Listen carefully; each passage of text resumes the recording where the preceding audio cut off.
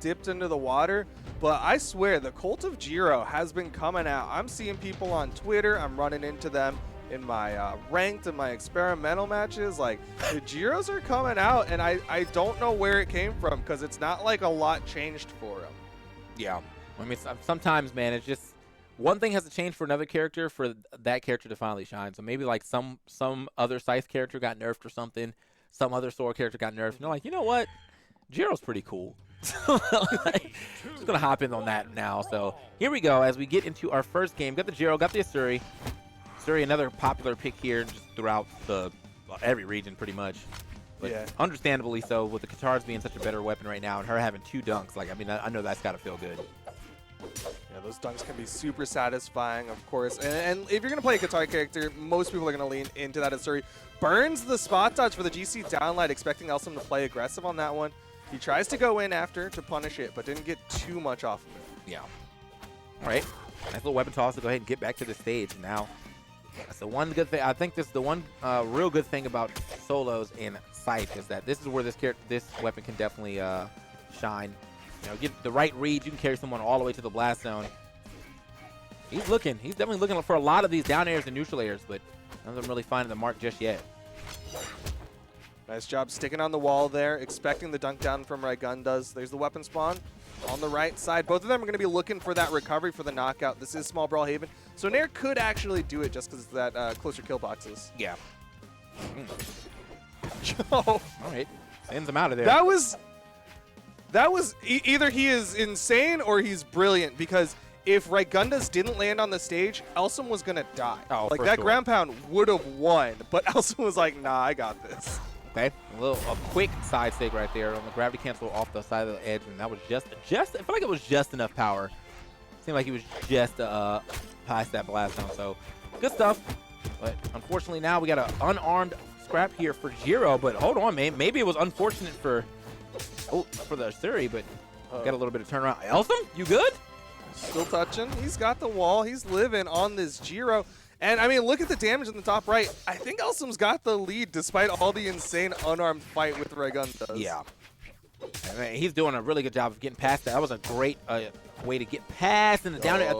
I think he did touch the wall, but unfortunately, too strong of a hit off that down air to matter. And I like the choice of down air, kind of just a safer option. Because like you said, Rygunduz did have the ability to touch that wall, so it wasn't a complete checkmate for the ground pound. Right. So Rygunduz now figure out a way to get this stock off of Elsom, kind of throwing out some pretty risky options there. That gravity cancel over the edge.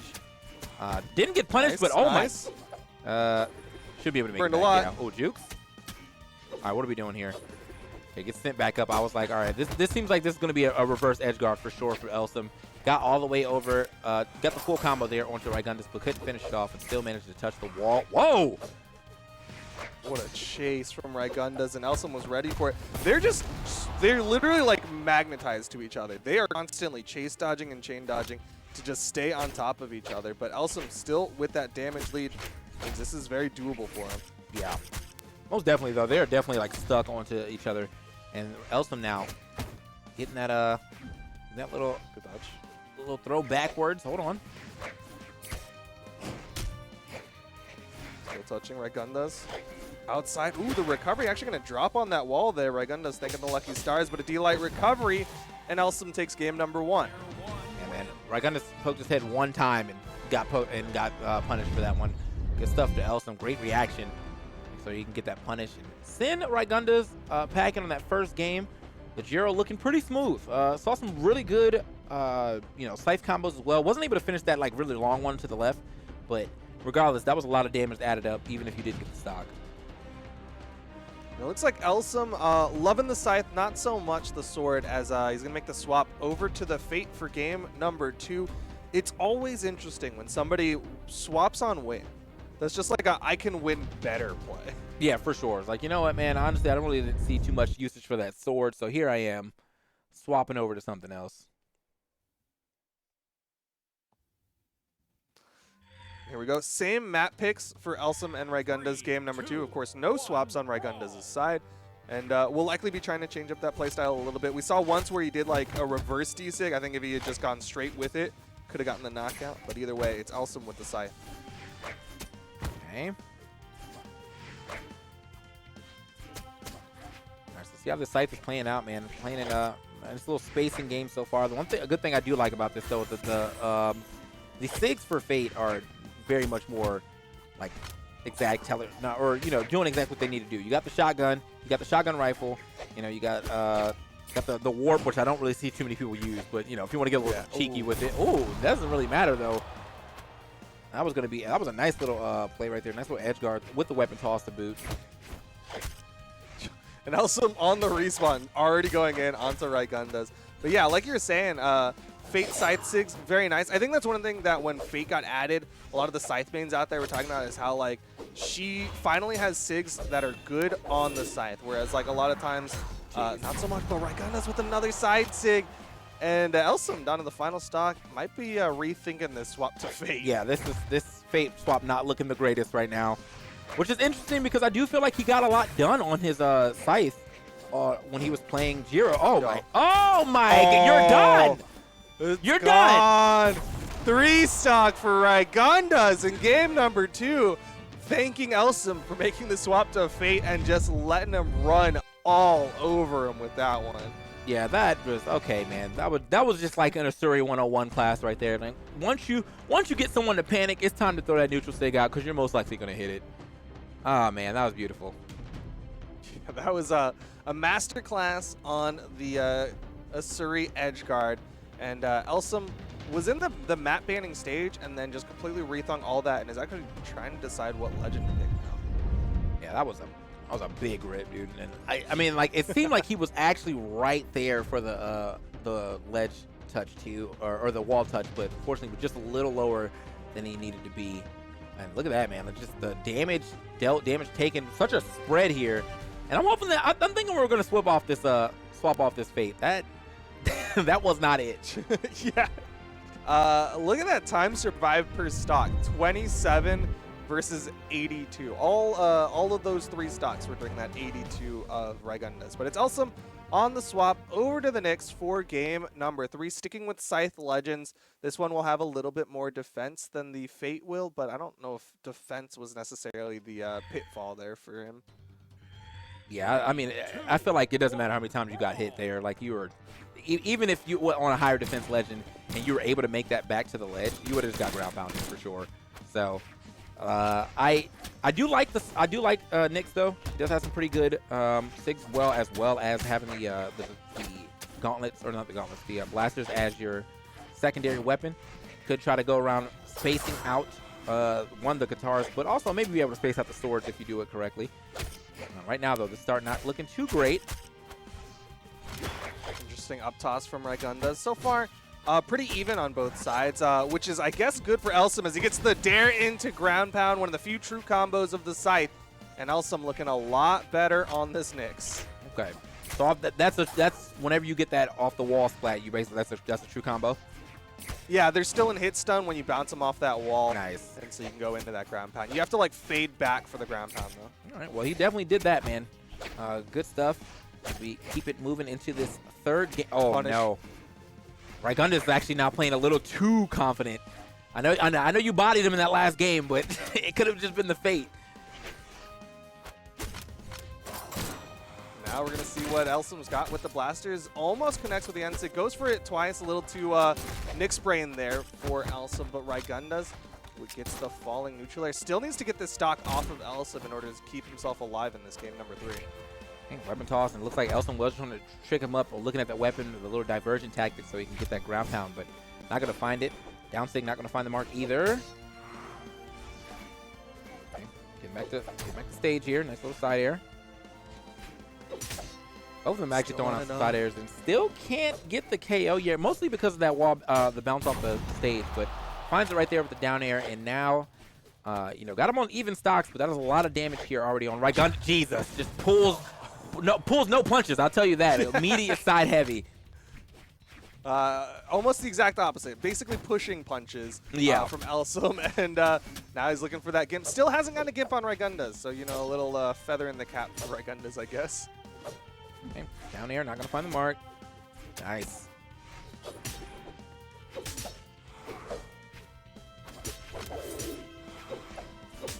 That's nice. All right, almost got that turnaround there with the down light, gravity canceled, but what didn't get low enough. And honestly, these gravity cancels that he's doing are good ideas. Just the spacing is a little off. He's trying it again. And now you're showing your hand a little too much. That was the third time you've done the same thing. I mean, he's going for a different option off of the dribble, right? He's getting the downlight dare, but he's just not finding that follow-up, and Elsom is constantly punishing him for it. Can he get this knockout? I wanted that to hit so bad because I was like, he's doing something crazy. He's holding the weapon toss. And then I guess he forgot that you can't jump when you're holding a weapon toss. That's funny. Don't let this game escape you because of this now. Yeah. That's the little bit of confidence someone needs. Just to say that they got you the last stock, and he's not letting it escape him, though. Great use of the side light, or the side light input forward. There we go. Game 3, almost slipping away from Elsom, like you were saying. Like, that was starting to get a little sloppy there, but still Elsom was able to close it out, and now Rygunduz going into game number 4, sticking with the Asuri, hoping Elsom swaps to another Scythe Legend that just, I guess, loses in the offstage. Yeah, I mean, he went for like the 362. Like, he was spinning back and forth. Like, I was like, this got to be something for sure. I was like, okay, is he going to cut off the movement to the wall? Like, where is he going with this? He's going into the depths with that weapon toss. Oh, man. That's funny. All right, so where are we going for this potential last game if Elsom can go ahead and close it out right here? He is trying to figure out what Scythe Legend he likes right now. Yeah. He's just like, I know I like Scythe, but he's running out of Scythe options. There's, a Volkov? What else is there? Well, did he use? No, that's not Dusk. I'm thinking of someone else. Now, he might be down to the last one. Let me go ahead and look. Let me brawl it up real quick. Brawlhalla.com/legends. But game number 4, no surprise to see him on small Brawlhaven. Elsom versus Rygunduz. Has the Gauntlets, should do well in these offstage engagements because Gauntlets, of course, historically strong in the edge guard. But Rygunduz with the Katars. Okay, so he has a Mirage left and Artemis. Okay. He's got a couple of options. Yeah, and Volkov. So he's got 3 options left. I feel like out of those 3, I'd probably expect the Mirage before everybody else. Mirage is a pretty common pick, and she has some really good and fast SIGs, but that's if he even has to do that. Oh, you're nasty. That was extra. That was extra. Oh, that's God. Dog, he's so nice. He's so nice. Yeah. And that's with his off weapon, too, because, you know, obviously he's been leaning hard into this Scythe. So he's been swapping up the second weapon every time, and he has made it work with that Gauntlet so smooth. Yeah, that was looking real good for Elsom. The dunk down, right? The GC down heavy, I was like, all right, he's done. He's got the stock, but then he goes extra with the side air. Rygunduz is actually going to clean that one up, keeping this one even. But just, I guess the offstage threat of Elsom is going to be pretty big here. Okay.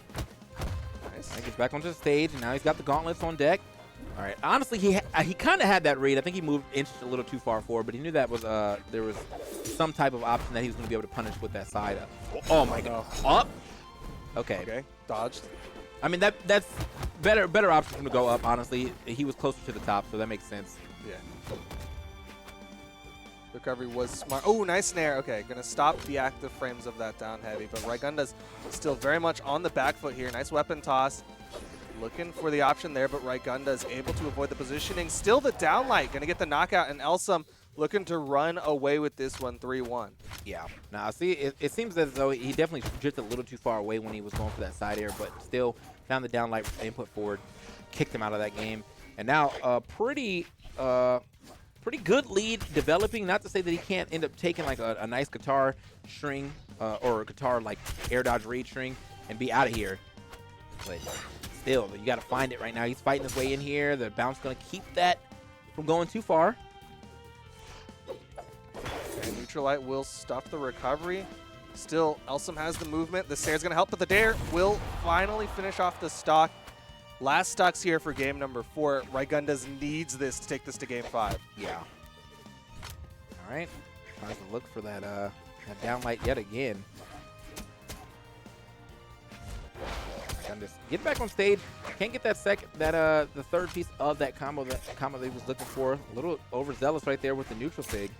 Oh, wait a minute, though. Oh, what was that weapon toss? Disarms himself. Still picks up a sword, though. All right, this game is pretty much even. Oh!